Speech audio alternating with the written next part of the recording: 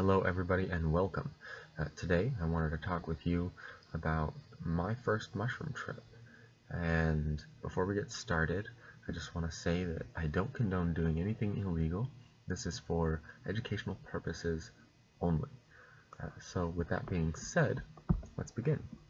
Now my first mushroom trip took place, it was around 2015 I believe, just after springtime. Snow was still on the ground but had melted away, and it was done. I had three friends with me. There was my best friends, Aaron, two of my best friends, Aaron and Sage, and another friend, Sean. And the mushrooms that we took, we did them at a cabin in the woods that was owned by Sage's family. And this is a place that he had apparently, I don't know if he had done them here before, but it was a really nice place out in nature to do them. Two of the big things that are important with doing mushrooms is you hear a lot about is set and setting. And this basically just is, that little mantra is just about where are you doing them? Are you doing them in a rave, or are you doing them in a cabin out in the woods enjoying nature? And who's with you? And like what setting, what mindset are you in? Also, are you in a safe mental space to be doing this? So we did ours. It was, like I said, 2015, late spring, and a cabin out in the woods, probably a little closer to summer, but right on the cusp still. And now I had had a lot of prep material given to me by a coworker to kind of help guide me through how high I was going to be getting. And this was invaluable for my experience, being it was my first time. Having absorbed a lot of information about kind of what it feels like to go through these different stages of highs was really helpful, because I was able to see, like, okay, according to an average group of people that experienced it, this is the data they collected, here's about where I'm at. And I continually used that throughout all of my mushroom trips. So for this one, Sage wanted us to see the sunset on mushrooms, so we tried to take the mushrooms about 30 minutes before sunset, so that they were kicking in right at about sunset. And this worked a little bit. We kind of missed it just by a hair, but it was okay. It was still really nice. Now, we each took 3.5 grams, except for Sean. He was the only person that didn't partake in the evening. He was the only sober one. And going into this, so you should know, like, a lot of what you think, either actively or kind of in the background of your mind, in your subconscious, or even just in like repressed bits of your conscious mind, which would be subconscious, those are going to get brought to light. A lot of that stuff you're going to deal with and see. Now, going into this, one of my biggest fears, one of the things that had pushed this off for me so far, was this thing of like a bad trip. I'd heard some people say that they had had some pretty gruesome sights and experiences that they didn't like, that really creeped them out, and I really didn't want anything to do with that. So my biggest thing was I didn't want to see any like dead people. I didn't want to see any bodies, anything like that. I just wanted to see some nice, fun stuff. But at the same time, I really just wanted to see what the mushrooms were going to bring me. I didn't want to preload this mushroom trip with anything else. I just had that kind of fear lingering in the back of my mind that was like, hey, I don't want to see anything creepy. So before we began, one of the things that I had learned that you would experience are these like rising waves that wash over you. And in addition to that, Sage had mentioned a couple things. He's like, you will feel the rising waves, and at some point when you're really high, you'll feel rooted in space-time. You'll feel locked in, like nothing can move you. And so while we're waiting, Sage also tells me that there are these gear-like things that you start to see in the cabin itself. Like on the edging of the cabin, it would look like the cabin was rotating, and the wood would make it look like a gear. And this is what Sage used to gauge oh, am I high? Have they kicked in yet? Aside from like the feeling of euphoria that you get. And so that was something I was looking out for, was this gear-like structure in the cabin. Now, the rising waves, for any of you who haven't experienced this is like standing in the ocean and having waves, at like knee height, and the waves come up and they hit you in the back, and then uh, they rise, the water rises again, and the waves wash over you. And every time they hit you and wash over you, the waves get stronger and stronger and higher. And that's a kind of a direct correlation of you getting higher and higher. And this is what I felt. I had, seen videos about it, and this is exactly what I felt. It was pretty spot on for my first mushroom trip so far.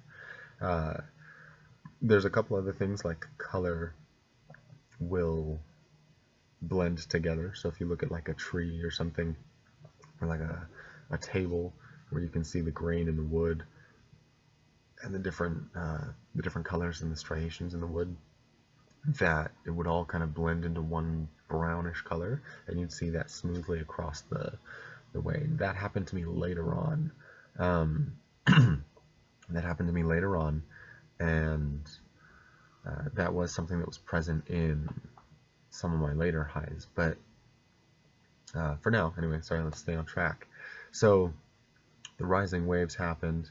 I had this washing over feeling, the waves like rising and washing over you, and then eventually the waves were above my head, and it felt like at this point I was like, okay, I think I'm getting there. I'm feeling pretty high. I was feeling this kind of pressure on me, almost like being underwater. And I had been looking at the cabin for this clue of these gears that Sage had mentioned, and sure enough, after about 30 minutes, we were getting close to sunset, and I did, in fact, see these gears in the cabin. And this was really cool because this was my first introduction to kind of a shared experience, kind of a simple one, but I saw the exact gears that Sage was talking about, and Aaron didn't. Aaron, who had done, Aaron and Sage had both done mushrooms before. Aaron said that he didn't see anything like that. And so I thought that was interesting, because then that meant, yeah, some people don't, but then sometimes there is this shared aspect. And so that was kind of cool. I was on the lookout for these kinds of experiences because, I was just interested in the connection between these things. And so, watching the gears, that like you start to feel happy about stuff, like things are kind of funny. So we're sitting there laughing about the gears, and the mushrooms are kicking in more and more. It's not done with the waves. That's just the start of it. And eventually, I get this experience of this, like, your periphery vision is kind of this smooth, blurred shape. And eventually that shape became more solidified and structured, and it was just a circle, like it was a solid circle, or almost even like a hexagon, actually. I think at one point, I don't remember exactly. I'm making this video a while after this trip happened. I didn't take very great notes. I just kind of wrote myself a little script of what I can remember. So I seem to recall, like, it started off as a circle, and then eventually it was like this hexagonal shape, and the edging of the circle were these two rings, and inside of those rings was this flower of life pattern. It was like the full flower of life structure, and the lines that made up the flower of life were these very super ultra fine looking threads that created this pattern, and each thread was every single color. They were like a full rainbow in and of themselves, every little thread. And like I said, the periphery got solidified, and I had this feeling of almost being pulled back from my like right now when I'm looking around, I feel like I'm at the edge of my eyes and I can see everything. This was very much like, oh no, you're getting pulled back into yourself and you're looking through a window. And this stained glass flower of life pattern was that window. And that's what I was looking through. I was looking through this like stained glass um, pattern. And at this point, I started to really have this feeling of euphoria where I was just feeling great. I was like, oh, this is amazing. This is not at all what I was expecting. And again, this was still pretty early on. Um, and after that, after sensing the looking through my eyes, eventually a very similar thing happened with my thoughts. I would think a thought, and instead of just having it kind of in your mind space that you see with your mind's eye, there was, because I was pulled back, there was a second monitor, almost. It was almost like having two monitors for a computer or something. One monitor stacked on top of the other. And so above where my eyes were seeing, there was another monitor that my mind was seeing. And so anytime I had a thought, these images would appear and just be created in that monitor. And it was crystal clear. Like if I ask you right now, imagine an elephant. Okay, now imagine a purple elephant. Uh, for those of you who are really visual, or very mental as far as creating imagery, this might be really easy for you. Other people might be a little different. They might see it a little hazier. And for me, this kind of was always very easy. I could see a lot of detail mentally, but it's never quite the same. For me anyway, it was never quite the same as seeing something in real life, real time, right? So when I ask you to picture like a dirty, like a dusty elephant who's been running around, playing in dirt, and you can see the dirt flaking off the wrinkly skin. I can see that really well. I'm sure there's a lot of you out there that can. But you have to kind of hold on to that image, and it's still, your visual imagery is stronger, right? Like you have that image there, you can always see it, but what you're looking at seems more crisp and clear. You don't have to put energy into seeing it. You just kind of look, and whatever you're looking at, you're like, oh, there's this remote. I see the remote. No big deal. That's what it was like for thinking thought. Everything that I thought was just that crystal clear, which was very interesting. I was like, wow, this, and because I was drawn back in my vision, it literally felt like having these two different monitors that I was looking through, my mind's eye and my body's eyes. So that was pretty cool. And so later on, we ended up going, walking around. Eventually I found myself sitting at the fire pit, looking at the fire. And looking into the fire, at this point the color had started to do that thing I mentioned where the colors all blend together. So I'm looking at the logs that are burning, and each log of course had its own, coloring to it, and the sharp detail of the log itself. Over time, that all started to flatten out and blend together and create this solid brown color.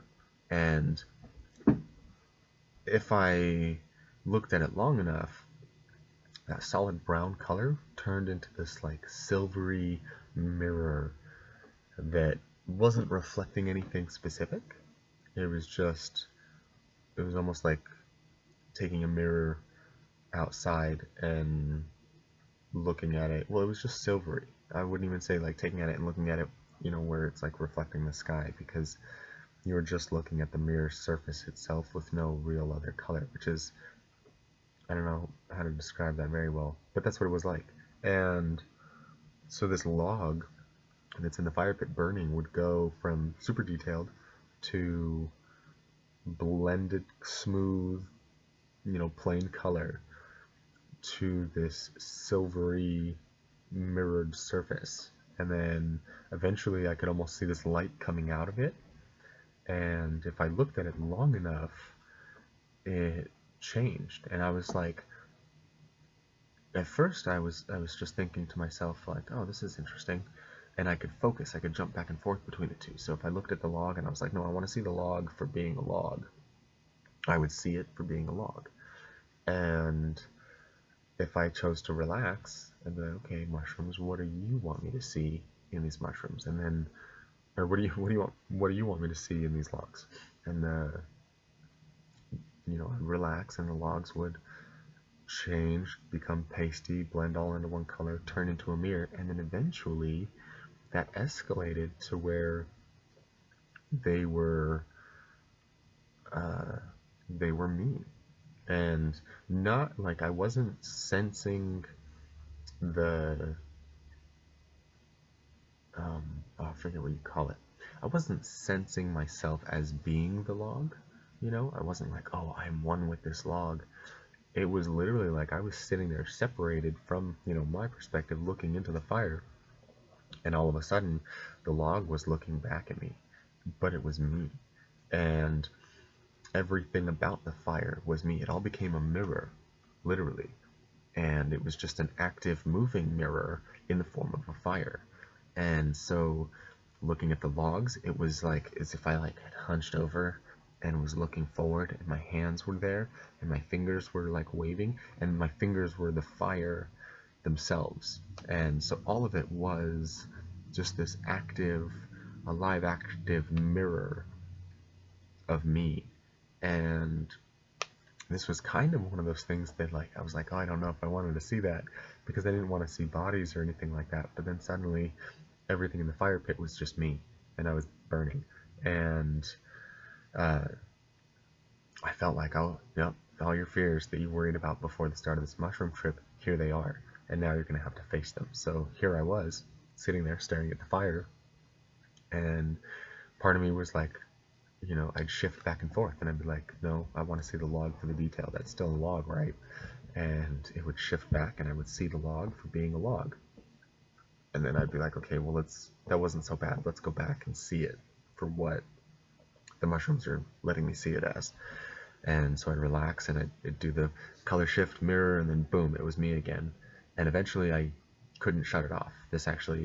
I went back and forth a few times, kind of acclimating myself to this idea of seeing me everywhere, and eventually it was stuck on. And I think that was partly because the mushrooms were still taking effect. I was still getting higher and higher. I just didn't recognize it as much, because it wasn't like the active feeling of the waves hitting you. And part of this was I was feeling euphoria because I was looking through this flower of life looking glass of sorts. And so, I was already feeling great about everything. And then when I started to see myself, I was like, oh, that's not as bad. Like when people said they saw bodies, I was like, this isn't as bad. That's just me. And it wasn't creepy. It was a little bit, but I wasn't super creeped out by it. Like, it was creepy in general, but it wasn't bad. And so I wasn't afraid of it. And eventually, like I said, it just locked on, and I couldn't turn it off. So I'm looking at the logs, and I wasn't feeling the feeling of being in the logs. I wasn't looking at them like that. Like, I wasn't looking at myself sitting at on the log from inside the fire or anything. I was me, locked into my vision, pulled back, but looking at these logs. And it was all me. And then as I looked around, I began to explore. I was like, well, this is interesting. Things are starting to kick in. Let's look at other stuff. And it was happening everywhere. One of the things that you get with mushrooms is things kind of change their shape. And so you don't see them perfectly for what they are. Everything kind of like creates this geometric structure. And so looking at the dirt ground, all the pebbles and the stones in the ground and everything had turned into this geometric structure, and it was more me. I was literally walking on dirt that looked like me, and the dirt was just looking back. And I was, that was a little weird too. And I'm looking around, and this is happening with everything. The trees that were surrounding us, they were me, but in full body form, and multiple me's, not just one. It wasn't like one Justin made up a full tree. It was like a dozen of me, and I was like elongated and stretched out, and wrapped. My arms were like wrapping around the tree itself, and um, there were multiple bodies, so they're like holding each other, but they're all like facing outwards, and the branches were these really long arms, and they're pine trees, so the pine needles were almost like these super thin, stretched out fingertips, and they're long pine needles. Um, and even to the point where the negative space around the trees now this was the only one that didn't directly reflect me, but only as far as I know, because I've never seen my skull out of my body. Um, but the negative space around the tree and the pine needles, the pine needle fingers, right, created these like little gaps in what looked like teeth. And there were these crystalline skulls that I could see in the negative space around the tree. And it looked like they were almost like eating the tree, but they didn't really move that much. They were just kind of placed there. And so I'm like, as a full picture, right, you see the tree come up, it's all me, it's all bodies, and then the branches spread out, and those are arms of me like being really long and stretched out, and then down to the fingertips, and then these crystalline skulls placed all over the top of the tree, um, in all of the negative space around the tree. And so it was a really intense picture. One of these days, if I ever become a good artist, maybe I'll try and draw it. Um, but yeah, it was definitely a very interesting experience. You're gonna hear me say that a lot, by the way, um, throughout these mushroom trip videos, because I'm gonna do some more of them. Um, I've had so far 3 mushroom trips that I'm gonna record on. There's one that I had that I'll talk about at the end of this video. That happened later, and it was just a little different. So it wasn't it wasn't a massive thing. So I'm gonna talk about it a little bit, um, just to kind of give you guys an inkling on the ideas of set and setting. But we'll get back to that. So I'm looking around. Everything is me. And I experienced this for a while. I wandered around the campground just a little bit, not a campground, the cabin, and this feeling didn't go away. It was very much, or not the feeling, but the sight. The feeling also didn't go away. I was still feeling very euphoric this whole time. I was feeling excited. I was loving this experience. I was feeling kind of in a state of bliss. I missed my family. I just wanted to see everybody and hang out with everybody, and I realized, I was like, this is a real, purpose, is to be around family, just experience life. And I was experienced being in kind of this like bubble where I felt like being in the center of the universe almost. And so eventually, like I said, we tried to catch the mushrooms at sunset, and we kind of missed it a little bit. We kind of missed it a little bit. We took the mushrooms, and eventually the sun went down, and nothing really spectacular about it ever happened. But still, it was a really great experience. Eventually, we find ourselves standing around the fire pit, and while we're standing around the fire pit, it's one of us each took a side of the fire pit. It's a large fire pit. You could put like a full tree trunk in this fire pit and still have room for more. And so it was a big pit, and I'm on one side. Across from me is Sean, and he was the sober one. And then to my left was Aaron, and to my right was Sage. And this whole setup, we naturally just fell there. Everybody kind of just walked up to the fire pit and kind of assumed a position. And, it was weird because it was like kind of a live reflection of us as people, in a sense, if that makes sense. Because so Sean and I, like back in high school, we had some beef with each other, and we'd gotten over it, and so we were just hanging out now. But this was one of the first times that we actually hung out, and it was Aaron and Sage that had brought him on, and they were asking me, they're like, hey, are you cool if Sean is there and all this stuff, and I was like, yeah, that's no big deal, like, we're over our beef, it's okay. And so it was interesting, Sage and Aaron were closest to me, not only physically around the fire, but also as my friends. And then, so Sean was kind of like this mirror. This whole setup was very much like a mirror. And we're all standing around the fire, and the smoke was blowing, and it was like blowing right in my face. And I was just like, God, I always have this thing happen, and I know other people probably feel this way, where the smoke tends to follow you. And this has always been, a thing that kind of has occurred. So it started to hit me, and I was just like, I had this strong feeling of like, I really don't want you to bother me right now. Just like, get out of my face. And the smoke went from blowing right in my face, and it just and turned and went to Sage. And yeah, I mean, it was hitting Sage bad. It was just like waist to over his head, up and out of the fire pit, and straight at him. And of course, we noted that this was happening to him, Aaron and I, and poor Sage, he just didn't want to move. He didn't really care. He's like, oh, whatever, I'll endure it. And we're thinking like, oh no, don't like just try and let it, like get out of the way or something. And I felt bad because I was like thinking about how I had just had it in my face, and then I was like, I don't want to deal with this, so I visually in my mind threw it away.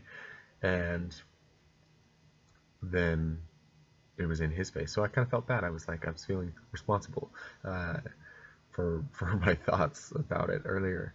And so I started thinking, I was like, well, I mean, I should do something about it. I should try and block that smoke. Now, at this point, I hadn't moved. Like, we were standing around the fire pit for a while, and this is definitely when I was starting to feel what Sage had mentioned about being rooted in space-time. I've been standing there totally still, hadn't moved, and continued to not move, aside from like looking with my head. That was like the most movement I had done. And I look over, and I'm looking at the fire hit Sage, and I'm like, God, I wish I could stop this. And I imagined building a wall like up in front of Sage to block the smoke. And just upon thinking this, these like bluish astral form, like shadow clones, literally slid out of me, like Silver Surfer style, and one at a time they like shot out, and they flew in like close to Sage, and then boom, boom, put their hands up, and where they put their hands up, there were these little bricks, at the ends of their hands, and they happened quick. There was a lot of them. There was like a lot of these little shadow clones, and they were like boom, boom, boom, boom, boom, boom, boom, boom, and then they literally built a wall. And as they did this, I physically watched the smoke hit those walls and rise a little bit to then climb over the walls, and it happened all very quickly. Like I had the thought, I was like, oh, I'm gonna build this mental wall, and I did.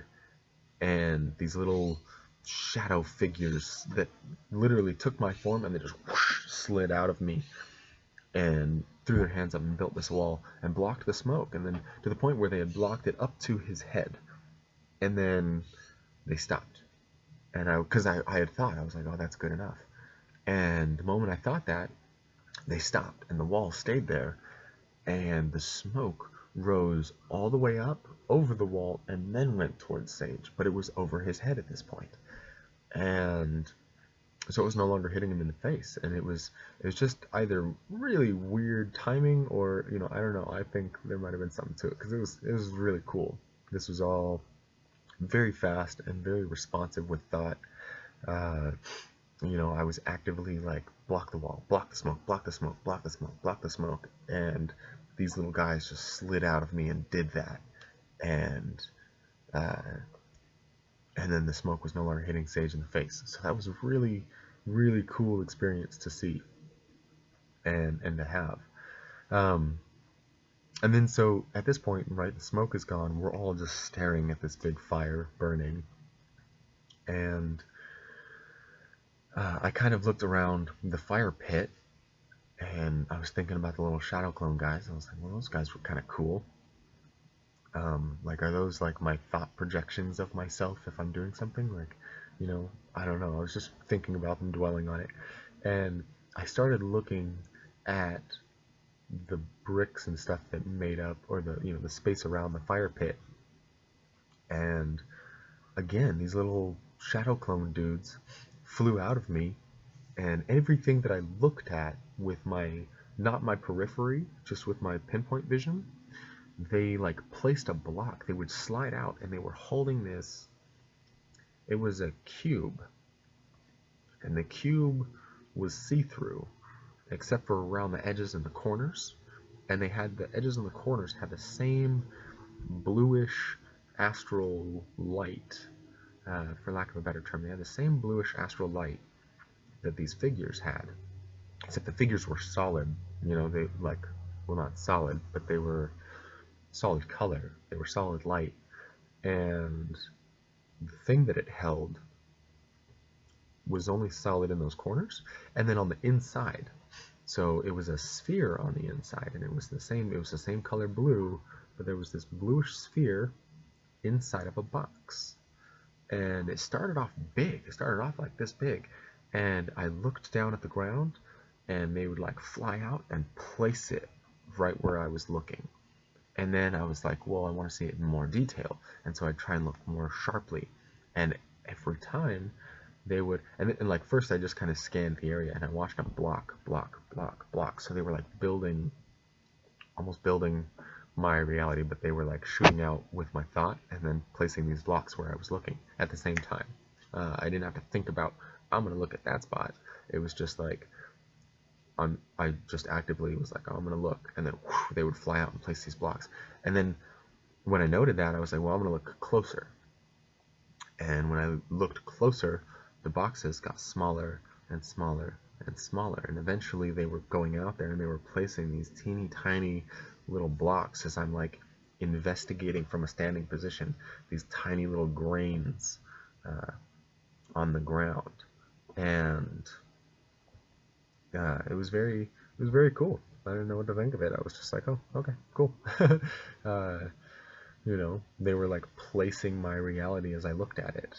And so that continued for a little bit. Then I kind of paused and just went back to enjoying the fire.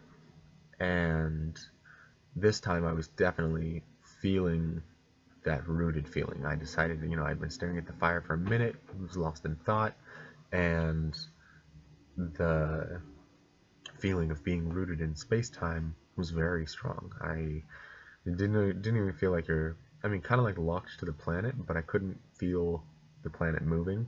It felt like more like everything was moving around you. So instead of you being on the planet, feeling rooted to the planet, and then feeling the planet move around through space, I was physically locked in at the dead center of my reality and my point in the universe, and everything in the universe moved around me. I wasn't really moving, is what it felt like. And while this was happening, I was just kind of like experiencing this feeling, and I was like, oh, okay, that's cool. And this weird thing happened between Sage, Aaron, and I. We had all been standing there. We were all quiet. I finally noted, I was like, dude, I've been standing here for like half an hour probably. And eventually,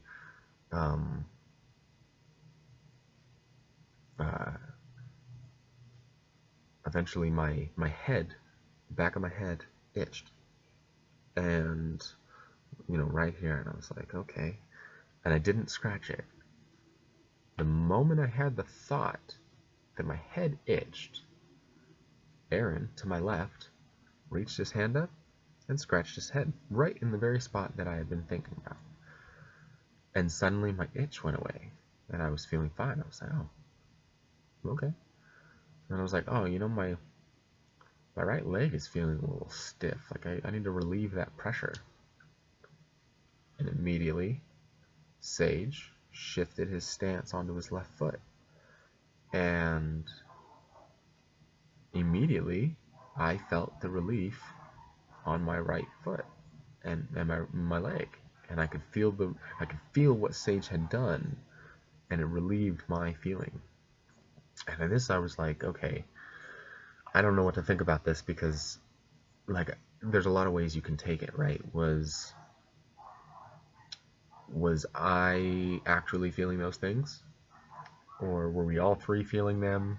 And then, like, so with the head scratch, right? Was I feeling my head itch, and then when Aaron scratched his head, did my mirror neurons fire and be like, oh, I felt that, I'm feeling relieved, I'm no longer feeling an itch? Or was I picking up on what Aaron was feeling, and then when Aaron scratched his own head, I was picking up on that more? Like, I don't know, there's just a lot of ways you can attempt to interpret that. So I just noted it. I was like, well, that is interesting. Now, this was kind of a bigger part of that shared experience in a sense, because of the connectedness to it. I don't remember if I ever talked to Aaron or Sage about that part.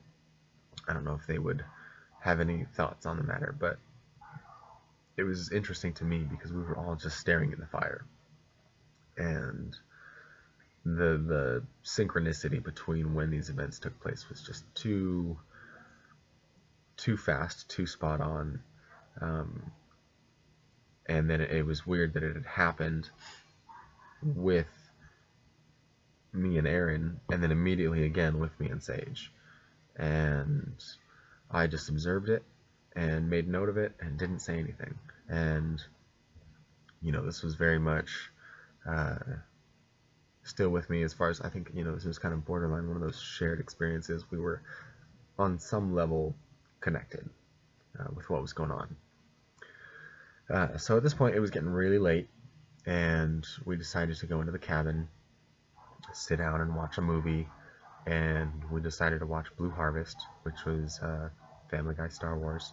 And I really like that movie. I've watched it a million times, and I was quoting every line, which probably irritated them, but they're great people, and they were, they didn't shut me down or anything like that. So I'm sitting there preemptively quoting the entire movie.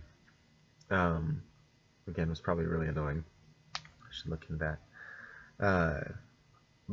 So we go into the cabin, though, and this weird feeling happens where when I go into the cabin and we're no longer outside. When I was outside, obviously the sphere was really big of like your reality. And when we went into the cabin, that sphere felt like it got closed off, much like, just like, I guess, like you would feel being in a room, but it felt like most of everything outside of the cabin didn't exist. And instead, at this point, like, my mind's eye was no longer a separate monitor. It had all kind of merged back into one. And it was, so I was looking through my eyes, and instead of having this separated effect, things had merged back together. And it was kind of weird. We got into the cabin, and my mind space was just all black. So I felt like just being in this black void. And while that was going on, this image popped up. And it hadn't like popped up. It was like it was always there, actually. And I suddenly got drawn to it while watching this movie, because I was kind of spacing out. And what it was off in the distance. Imagine you're in a cabin, except you're actually in space. And so outside of the cabin is just empty space. And way off in the distance of this empty space, there were these 7 stars lined up vertically. And in front of those stars was this avatar being. And he was sitting in a lotus position. And this felt very much like, for those of you who've watched Avatar: The Last Airbender, the scene nearing the end where he's working with Guru Patik on his chakras, and he's like going down that little astral path to see his astral form in the distance, and it's a much bigger version of him. This felt like that, except that I wasn't traversing the path. I was just looking at the destination, and it was cool because the stars in the background were lined up behind him, or it, or them, and this avatar. And I knew intuitively there were 7 stars, there's 7 chakras, there's 7 of the major organs that they relate to, and these stars were lined up perfectly to represent those chakras. And I couldn't help, like, while we're watching the show, to get distracted and see this avatar out there. And part of me really wanted to go and explore and get closer to this being. But I think it was a mix of feelings. I didn't know how to exactly. I didn't want to just sit back and close my eyes and like go, unconscious in the room or something. I didn't want my friends to think anything of that. And so there was definitely this feeling of I didn't know what to do. And in the moment, I didn't just go with it, which it's kind of been a theme, unfortunately. As we get to the other trips, you'll see there's kind of been this theme of that, and it's really unfortunate, but it's what happened. So I ended up letting myself be more distracted with what was around me than what was in my mind space that I was experiencing. And looking back on it, I really wish that I had stayed focused on it. That would have been a really cool thing to go out and to try and explore more. But I didn't. I just kind of, I just let things happen as they were, and I let myself be a little bit more distracted. And during all of this, like, I noted that everybody else, Sage and Aaron, they said that they were coming down from their mushroom trip. They weren't really feeling it as much. I was still feeling it pretty intensely. Not crazy. Like, I was definitely coming down a little bit. I was definitely starting to come out of it, but not a lot. Just a little. Like, just enough to know that I wasn't in it as hard as I was before, but my trip definitely lasted a lot longer. But that was pretty much it. It actually ended with like my high. I was high until I went to bed and woke up the next morning. And yeah, definitely kind of wishing that I had paid more attention to that last bit. So yeah, that was the end of my first mushroom trip. Now I wanted to do a quick recap of another mushroom trip. I don't remember if this was my second or my third. No, I don't mean that. Like, I don't remember if this was between my first and second or between my second and third. Hang on, I'm going to block this light real quick. So, I had another mushroom experience that happened later. I don't know. Again, I just said it. I don't know if this was my actual second or if it was my third trip. I had done an 8th again with Aaron and Sage, and then no, I don't think we did it with Johnny. It was just Aaron and Sage. And we decided to be in town, and we decided to go for a walk through Lithia Park. And this was interesting because I was definitely around a lot of people, so my awareness was caught and spread out, and it was very, like, yeah, colors got bright and everything felt good.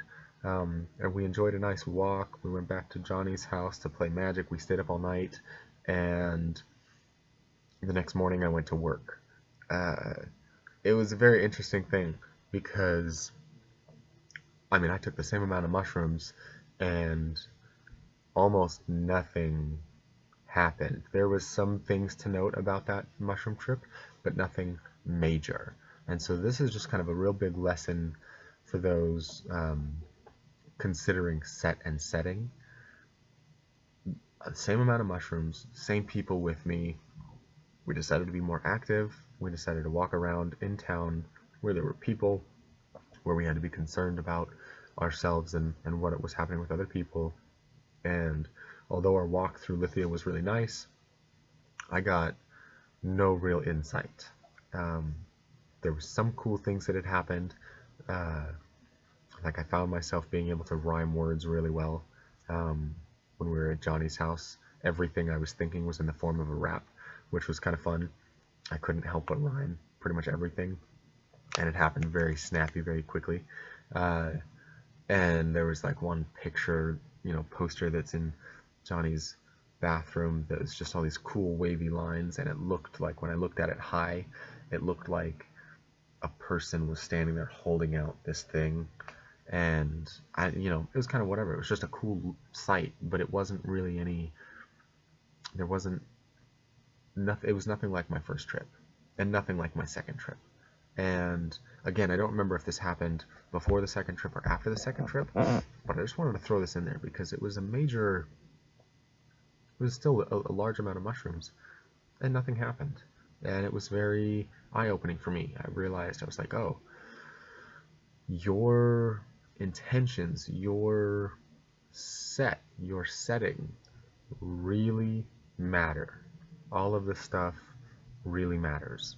And you should be aware of that you're not always going to have some mind-blowing experience if you just take them just because.